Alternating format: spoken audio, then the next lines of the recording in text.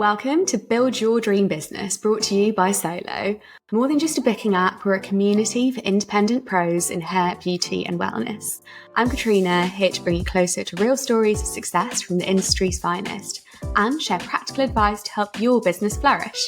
At Solo, we understand the journey of working independently, and our goal is to connect, empower and inspire you.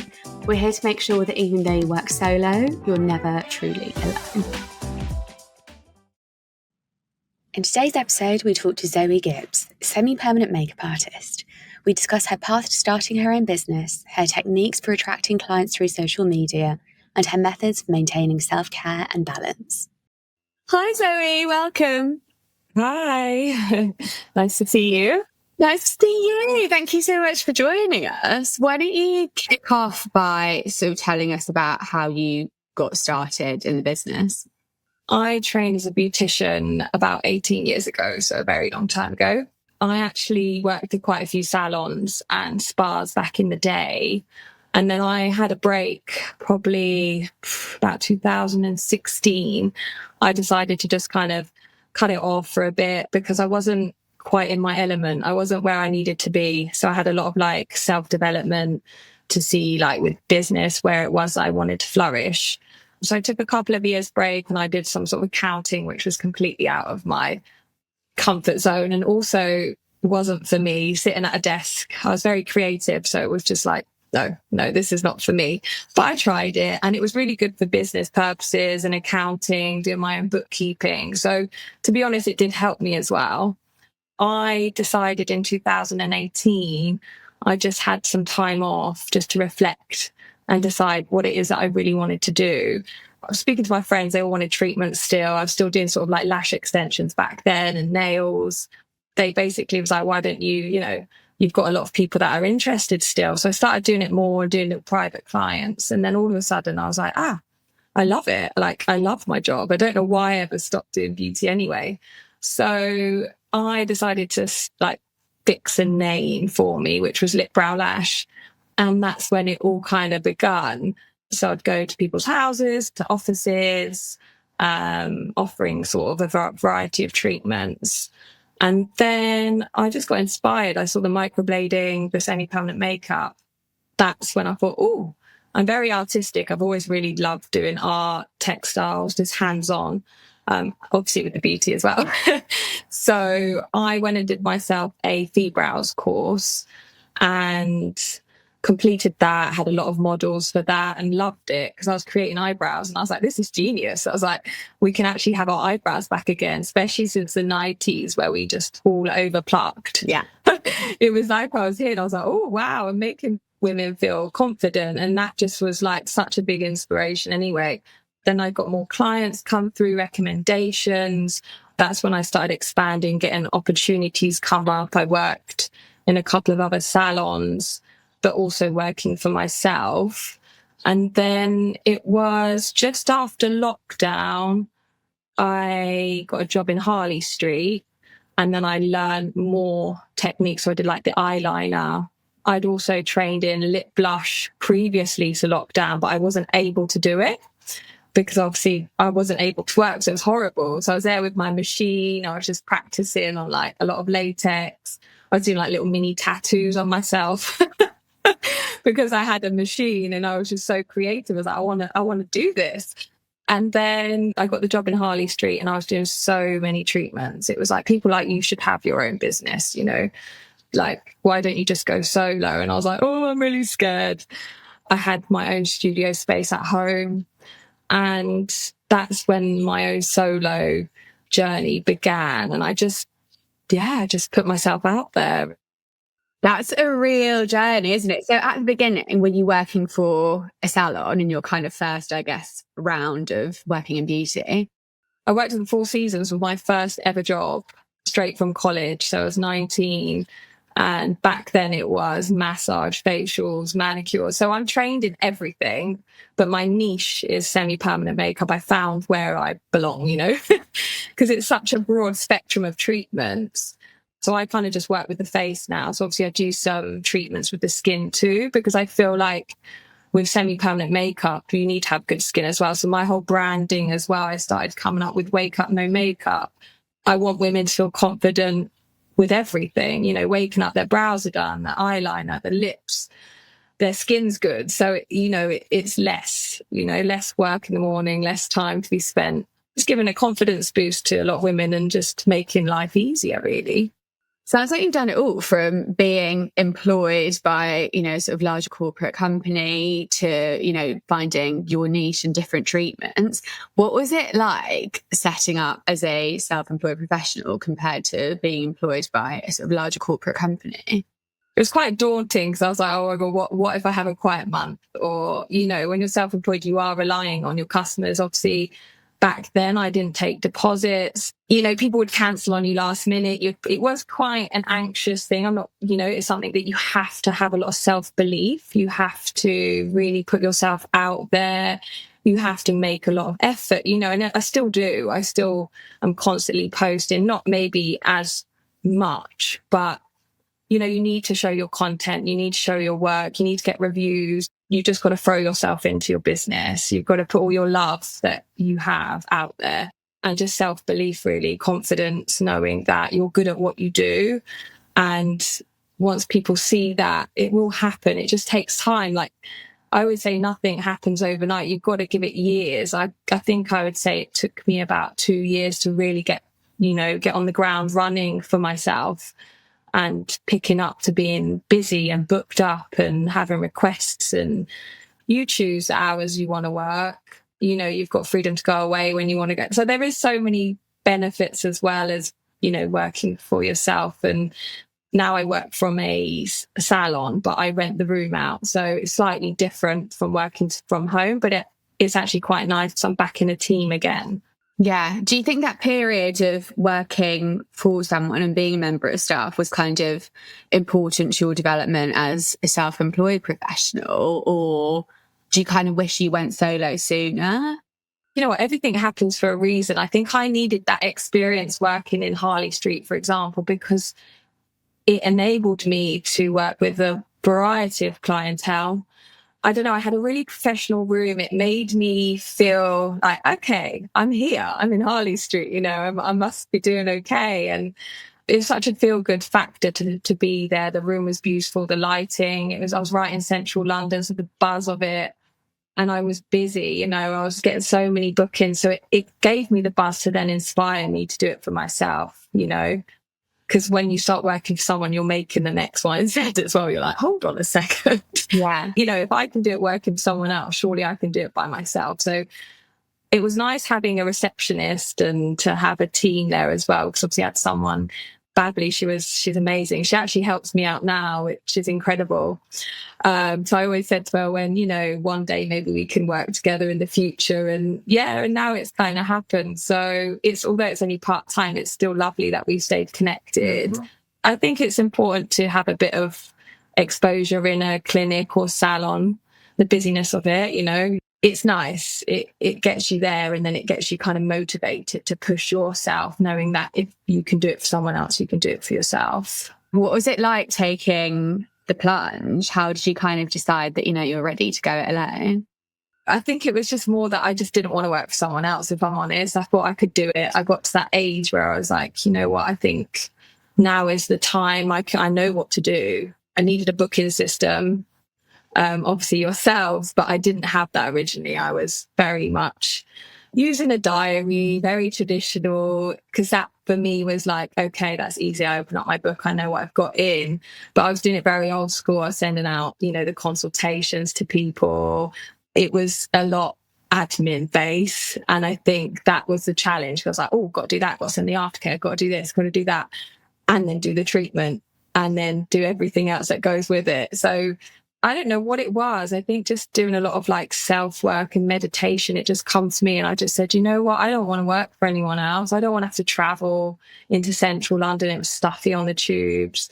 I'm giving half of my money away. Like, I'm working so hard. And I was like, nah, do you know what? What's the worst that can happen? I give it a go. If I need to get another part-time job, I'll go and get a part-time job. I just saw it as, it's a stepping stone. Let's just, you never know, you know, until you try it, you never know. Yeah, I mean, it's a journey, isn't it? I used to work on Harley Street, and I remember getting the having to get the tube from Oxford Circus with all the shoppers and just the queue that'll go all the way down Regent Street. Such an experience, isn't it? Oh, so when you kind of decided to take the plunge, how did you advertise yourself? How did you get your first 20 customers that are all yours? Well, I already had a customer base anyway, because I was doing private work. So I had like my friends and then their friends and their family members. So I already had like a little bit of a base anyway. But going completely solo, it was okay, right. So I need to get more out there. Instagram, Facebook, social media posts. And that's really how I started to grow, putting loads of pictures out there, being like consistent, talking to people in the area. It was just word of mouth. Any opportunity I had to try and, tell people that I worked for myself and that I had I was building my business now for myself, and all my clients supported me. It just kind of started falling into place. Obviously you would have moved into working in a slightly different area. Did you kind of have to find, a new client base there? How did you advertise yourself? What sort of things did you put out on social media? How did you kind of get, I suppose, a new version of your business out there? So actually I worked in North London when I worked. So I did a bit part-time for myself. So I had my little studio there. So I already had the clients from there. Then Harley Street, I left. Few people found me through Instagram, Facebook. They were typing in my name, trying to find me, which was really sweet because they were like, "Where have you gone?" Like, then they found me. It was like, "Where are you now?" Back then, he's like, you weren't given any information out, so they just knew my name, which is what it is in this industry. You can't, their clients, their clients. So yeah, I had to really start from scratch, being in Highgate when I moved there. And that's when I had my big studio. It was beautiful. It was very light and bright. And I put all my crystals and I made it like more of like a whole kind of experience, so they could really relax, feel comfortable before they had their treatment with me. I think it was just more, I put myself on Google. So I changed my address. I already had my reviews. I started getting more people to leave reviews. I was giving them like an incentive to like a discount off their next treatment. I went to the nail shop. I gave them my business cards and because they didn't offer my treatments and I was always in there. So it was a nice exchange. I was speaking to the girls in the gym. Obviously, a lot of people, when it's such a good treatment to have done if you work out a lot. Yeah. You get sweaty, it stays on. It's perfect. I was just trying to get involved in the area that I was in for people to find me. But equally, I have clients that travel from south of London, East London, outside of London. So you'll be surprised when you start kind of having Google, although it's, normally within the area. Don't know, people are just finding me, finding my website, finding me through Instagram. So I was like, oh, it was so interesting where they all come from. I think once you find someone good, you're willing to travel. And like, it sounds like social media has been super important to kind of being able to showcase your work to then inspire people to travel to you. Yeah. What's the process behind your Instagram? So I just thought before and after always, people like to see what it was before and after. And then it's like, wow, okay, the results are there. They're proven. And then there was this whole TikTok and I was like, oh, okay, they want more video editing. So I've just downloaded like CapCut so I can put my logo. Obviously that's something you create. My Instagram, if you go to the bottom, how different it is now. I actually started using my Wake Up No Makeup logo because it's more my slogan, which I love, other than the lip, brow, lash logo. So it has developed through the time. I even used myself as like a little logo. It's completely changed. But I always think really it's also telling people how long the treatment lasts for. So it's just being a bit more educational as well, putting things like what you need to avoid, aftercare. Social media has been massive really because people can go on and see everything. You've got your prices, you've got your booking links, you've got your before and after images, you've got your feedback. I link them all to each other. So, you've got the Google reviews, you've got my Instagram, my Facebook, although I'm not really a lover of Facebook, if I'm honest with you. I have it, That's the one side I'd say. There's so many different platforms. It's so hard. It's almost like I need a social media manager. For me, I'm just trying to hold the funds and trying to just keep it, because I'm solo, you know.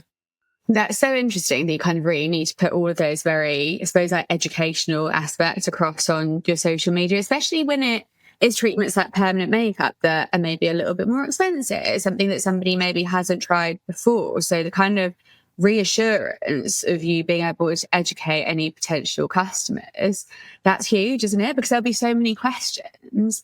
What kind of information do you include? So you kind of mentioned, you know, how long it takes. What are kind of your must-haves for must-have information that you have to include on one of your Instagram posts? I always put what it is first and foremost. You know, this is microblading, or I put like a little slogan or something catchy, you know, just literally at the start, because I think like some people could look at it and go, she had a hair implant. You know, you don't know, like, what is it? What have you done? Have you drawn? Is it just with a pencil? Is it tattoo? So I always make sure I include like semi-permanent makeup. I make it really clear that my job is what it is. It's semi-permanent makeup. Now and then I'll put in like the comments typically last up to 2 years, pain-free.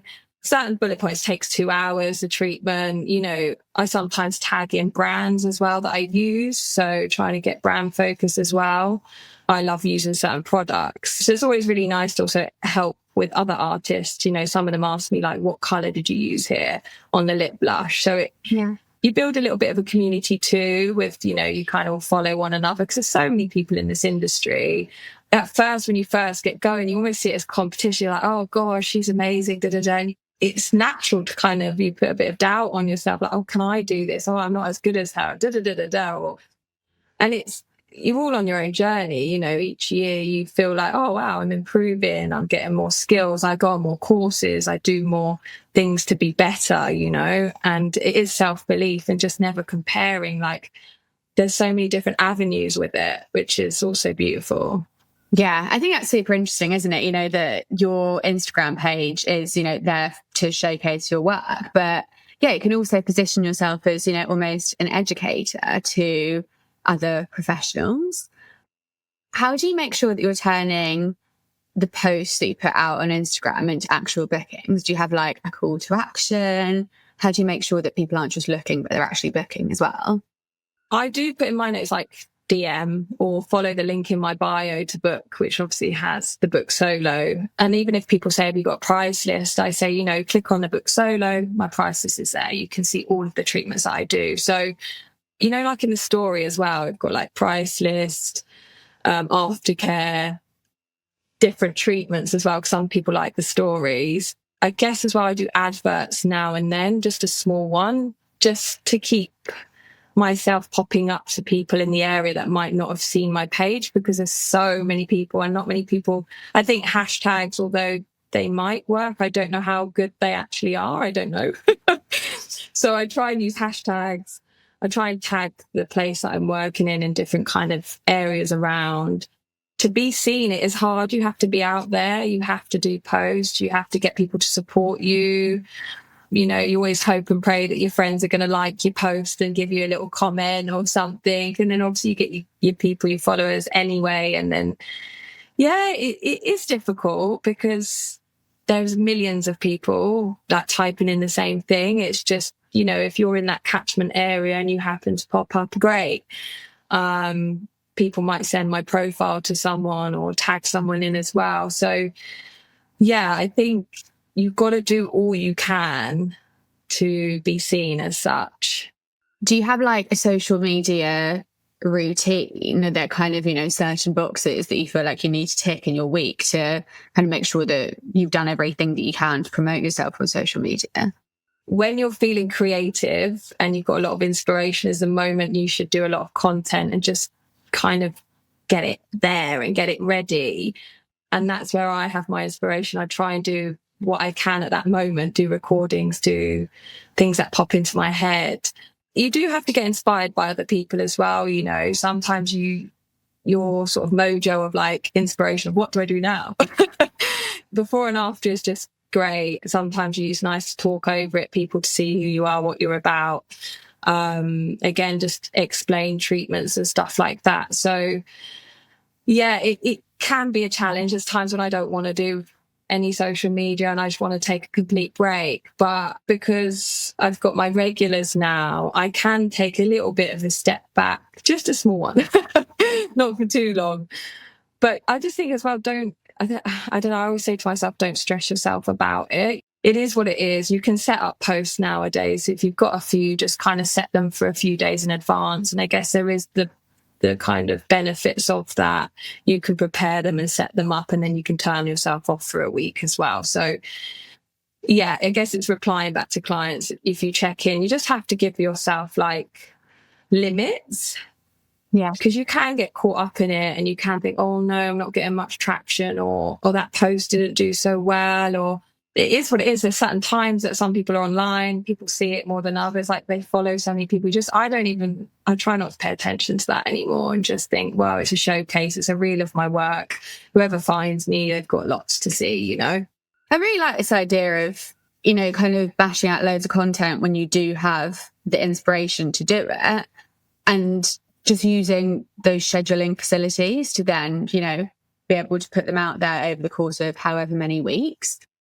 Because yeah, it's so true. You know, sometimes you get moments of inspiration where you feel like you can, you know, create, and then, you know, you can have that in your backlog for posting. Why not? We've got the tech to do it. Make the most of it. Yeah. I think so. I think it's super important as a woman as well, because we get a bit critical of ourselves, and certain times of the months we can be really harsh on ourselves and feel a bit like, oh, that's not good enough, or no, I don't like that. And that's the moments when you shouldn't, you know, post. I think like them moments, just be prepared, get stuff ready for when you're having that week of you're just too critical. You just have a bit of a break, you know, knowing that that's normal, that's fine. And like the awareness of that is so important, isn't it? You know, kind of when you get in your head and think everything is awful, just kind of realizing that it's not actually, you're just like, you know, in a certain phase. Different mood cycles, as I always say. And, you know, being able to use tech to your advantage to kind of, you know, let you lay back a bit when you've, you know, done all that content at a time when you have had the inspiration and energy. Perfect. Why on earth not?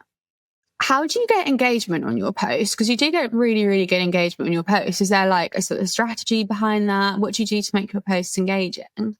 I've got groups in like my chat. So my friends, I've got like a big group of friends at my support network and clients as well. And I just, when I post it, I send it as a message and just say, you know, would you mind liking, supporting?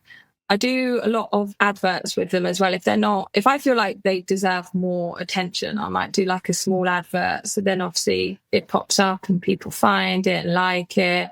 You know, you have to ask sometimes for support as well, because people don't see it, you know, even if they are your friend or a client and they like it, you might not even pop up. So you do have to kind of put yourself out there a bit. We've obviously touched on the fact that you have to see clients, you have to produce content for social media, you know, everything else involved in being a self-employed professional. How do you manage your time? How do you make sure that everything that you need to get done gets done? Lists. I'm very much old school lists, you know, so I write down, I need to do this week, this. I've got to do order take. At the end of the week, I'll do a stock take, write it all down on my list to make sure I order that. Posts, I'm like, okay, what have I done this week with post-wise? Try and sort things, what I need to do. Emails, you know, or if there's new treatments, if I'm doing like an offer, schedule that. You know, it's just having a bit of structure of what I need to do in the week for my work. Also to help the following month. You do have to think about the month ahead and booking in your next. Because with my job, some of my regulars I don't see for like a year. You know, it's not like they're there all the time unless they're having something, you know, like a facial treatment or a skincare treatment. But when it comes to semi-permanent makeup, I don't see them for a year or 2 or 3. So they're not quite regular as, you know, like get your nails done or something like that. So you do have to be consistent for new people to find you. So also it'd be like, go on Google and update a picture on Google. That'd be like my one task. Another task. It's just small little tasks that make a difference. How do you manage that task list? Is it like on your notes app on your phone, or do you have something else that you use? I sometimes write as well I've got like a little journal, diary. So I do write, scribble bits down. Like I have like a moment where I go, oh, and then I'll just quickly write bits and pieces down that I need to do as well. Cause it's like a daily list, it just adds into my life admin. Yeah. There's things that you forget, and there's things sometimes you go, oh gosh, like I need to do that or forgot to do that. But if you've got it, you just keep reminding yourself and you go on it and go, right, okay, my to-do list, what's the priority, what needs to be done. Yeah. Equally, when I'm really busy and I'm back to back all day with clients, I try not to pressure myself. I just say, okay, you know what, I'm busy right now. Do my main job, my main focus, sort that out. And then we can come to the admin stuff after. That's why I kind of give myself breaks, and give myself time to turn off and to recharge and get to the drawing board again. Nice. So what would you say on your list on a typical week? Like what would be on your to-do? So my to-do list will just also be like check in on clients. They've read the pre-care. Obviously make sure I've got everything set up for treatments, make sure I've got all my equipment. So my kind of regular things are that, obviously emailing aftercare as well, just to make sure that they know what to do after, as well as me talking about it on the day. They're the like kind of main focuses, just making sure the client's needs are met really, and that they've got a big understanding of before and after treatments, because I think they're like crucial things. And checking in as well and making sure, everyone's good. And just following up really. But my main focus is work. I get to work, set everything up, make sure I'm ready. I've looked at all the consultation forms, just run through everything, before my day begins. I also do sometimes daily meditation. I do a meditation in the morning. Nice. When I first started, I was so nervous and anxious and a bit like, because when you first start out, it is like that. Yeah. But doing breath work and meditation is like my almost Zen moment of like, okay, ready for a busy day. I mean, that self-care is so important. Like it should be in your to-do list. I think it isn't in so many people's to-do list, but it's part of your job, I suppose. It's part of what makes you, actually provide a good service at the end of the day. So, you've got your meditation. Is there anything else that you kind of implement to prioritize your self-care? Do you kind of, work on certain days only? What do you do to make sure that you don't burn out? I take time off and go to Spain to see my mum quite a lot. So my balance is work hard, have a break, work hard, have a break. It works really well with me. I mean, obviously I'm really privileged that I can do this. Super grateful again. It then just enables me to turn off for a bit, get my sort of creativity back again. You need time off. You need to completely switch off from what you do, because you want to be excited about your job. You want to be full of energy. You want to be full of your best self. So I have to take time off. I do meditation. I go for hikes. I do a lot of Kundalini yoga, so a lot of energy work. I do sound bowl healing. So I've also gone down like the spiritual route as well. I'm doing a balance in my mental health care. I think that's something I wasn't doing before. And that's when you can start, things can get to you a lot more. You can get worked up about little things. So it is super important. I always think like meditation, affirmations, do stuff for you, always go and have fun. Life isn't just work, work, work. And I think that's where I found my balance finally, was to go, okay, cool. Well, I get to spend time with my family, the dog, go into nature, turn off a bit. If you enjoy what you do and you're good at what you do and you've got inspiration there, having time off isn't going to affect anything. It's just going to help you actually be a better person for your clients. What are the kind of differences that you've seen, before and after implementing, that self-care? I think you become more at ease, if I'm honest. It's like that you don't really get, the anxiety, the stress. Even if people are running late, you know how to deal with it a bit better, or a missed appointment, or the time's wrong, you don't get stressed. You kind of go, okay, let's see how we can make this work. Even if a client's getting stressed because she can't find the address or she can't find a parking space. And now I've learned how to go, don't worry, it's fine. You know, there's always ways around it. I think it keeps me a lot more calm in spaces where there could be a bit like, a bit more stress in the air. Equally, if someone comes in a little bit feeling a bit down, or they've gone through a lot, or something, you know, has happened, we all go through stuff. I think it helps your mindset so much more with yourself, your personal self. You know, you know how to deal with things easier. You know, you can go and do your work and it doesn't affect you. It's like, okay, well, I'm here giving good energy, you know, and that's where I feel like I always want to make sure that I give my best. And I do see a difference. I think life seems a lot easier. Even if I do a 10-hour day, I feel good. Like, I'm like, oh, wow, I smashed that. Like, I'm tired. I'm ready to get into my PJs as soon as I get home, have some food and, you know, relax. But I don't go, oh my God, it's really hard. You know, you don't feel that way. You actually feel good about it. You feel like, okay, I've done good for the world today. You know, I've made how many women smile.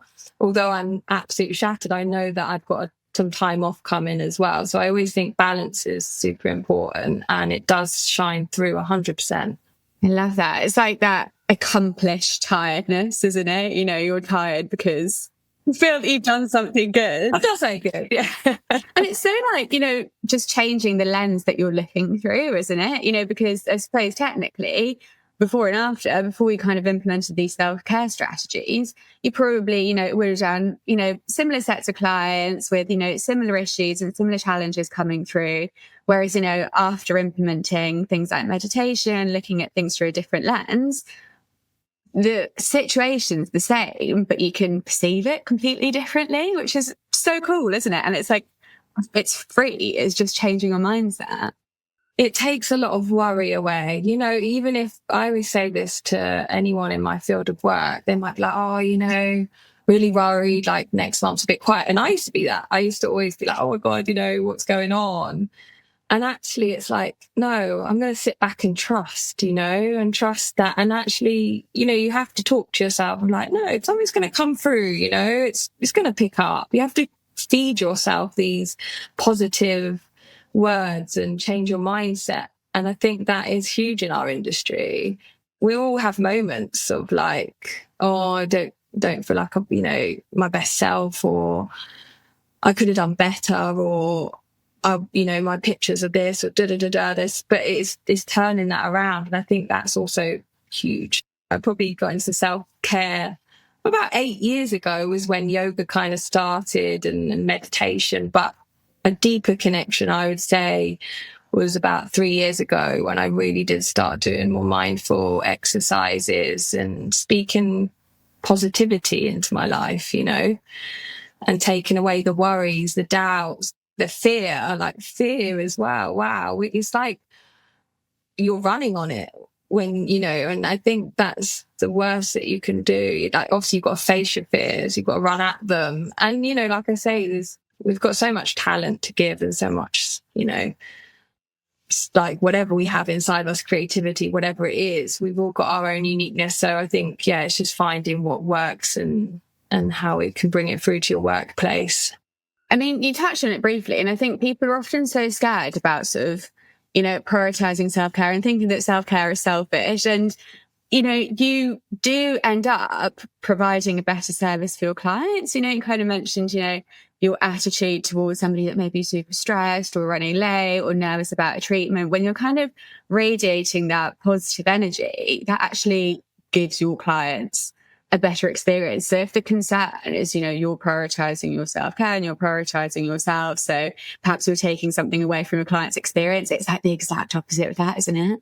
Yeah, 100%. Because I think when you're calm and you're like, you know, don't worry, it's fine, like we can go through anything. I'm very much the type of girl that just talk to me, just reel off, tell me what it is, you know, I can give you all of the answers. And obviously I think as well, it is an energy exchange, you know. I think once you're in a calm space, they pick up on it. And then you go, just relax, just relax, take it easy. We can run through everything to make you feel at ease, that comfortability as well. Reassurance, a lot of clients, they need that. So I always try and do my best to make them feel comfortable. I think that's what it is. You have to put yourself in their shoes and be like, okay, what if I've never had this done before? So it is really just kind of feeling into that. Or if they've had like something's happened and they're just having a low day, it's just giving that nice kind of positivity back a little bit into their life and making them feel good. Yeah, absolutely. I think, any sort of fears about prioritizing self-care, it's going to impact you in a positive way. What was your kind of biggest fear before going it alone and becoming a self-employed professional? Obviously, it was something completely new to you, having been, employed by bigger businesses before. Money is the number one, of course, paying for your bills, your rent, your lifestyle, everything, that I would say is the biggest fear, the biggest worry. Which is crazy because I wish it wasn't. Life shouldn't really be evolved around money. We're all gifted in different ways and we all do what we can in this world. But unfortunately, it is a big factor of life. So I think you have to make sure you've got a bit of money behind you. If I'm honest, you've got to be a bit smart about it and think, okay, well, I have an emergency fund. I have X, Y, and Z in my savings, but I don't want to touch them. They are just a fallback if I have a quiet month. So I think it's important to prioritize, like, okay, I'm going to make this work, but it could be a slow process for the first few months. You have to budget, you have to be smart about it and budget what it is that you can actually do and set like a stepping stone, a goal, even if you start off doing part-time little side jobs, you could have your job. And then when you do make the jump, it's a case of, okay, well, I've got that to support me and I'm just going to do it. And again, it's just facing fears and just going for it and knowing that you're good at what you do. If you're helping people, you're there to help people. So I think that's your, your main goal. And I think the more and more people feel comfortable like you and like your services, it will just eventually get around and you'll do one sister's eyebrows, you do their sister's eyebrows, you do their mum's eyebrows, you do... All of a sudden you get these phone calls like, oh, you did this person and and it's nice, and that's the beauty of it, really. Yeah. You've just got to be a bit smart about it and know that you can support yourself or maybe you've got someone else that can support you as well. Like it's just having a bit of support system around you. Maybe you've got a bit of a quiet week. Would you ask your friend, do you mind like posting a picture on your social media? Do you mind spreading the word? It's just reaching out as well, reaching out to other professionals. How did you do it? Don't be shy. And I think that's the thing, it's that people never know where to begin or how to start. And I think you just got to reach out to someone and say, how did you do it? And I think it's nice to help one another. We need that in life, Yeah. You always have to invest in yourself, whatever it is. So I think that's the only way you can make that jump is just, preparing for it. If there's kind of anything that you could tell yourself right at the beginning of your journey, when you first sort of got into the industry, what would it be? I think it was just don't worry, don't stress yourself out about what it could be or what it couldn't be. I was always a worrier, it was only when I got down this spiritual path that I wasn't. And I think that's the words that people need to hear is just go for it. Do what you love, just some things you realize what you're better at and you're good at. But until you try, you don't know. And I think that's really what I wish I'd told myself before when I was worrying, like, oh, I don't know if I can do that. Oh, that's a lot. It's just feeding yourself the other words, saying, oh, just go for it. Just try it. And what are some of your goals going forward? Just to keep really in this balanced life, really. Just keep myself on my toes. Just love doing what I'm doing. Just keep inspiring others. See where life takes me. That's always my motto. I don't really plan much anymore. I try not to say, I'll just see where life's going to. Beautiful. I mean, it sounds like you've really got it right, with the balance of, self-care and growing your business, which is such a hard, like such a difficult place to get to, but it sounds like you kind of really established, that kind of balance between your life and your business, which is beautiful. Thank you so much, Zoe. It's been so interesting chatting to you. I think so many brilliant takeaways for our listeners. So thank you so much for sharing. And you're welcome. Thank you for having me on here. It's an absolute pleasure. Take care. Bye. Bye. Thank you for listening. Follow us on Spotify, Apple Podcasts, or your favourite podcast app. If you like the episode, why not leave a review or share it with a beauty industry friend? And if you're curious about Solo, you can download it for free on the App Store or Google Play and take advantage of our free trial.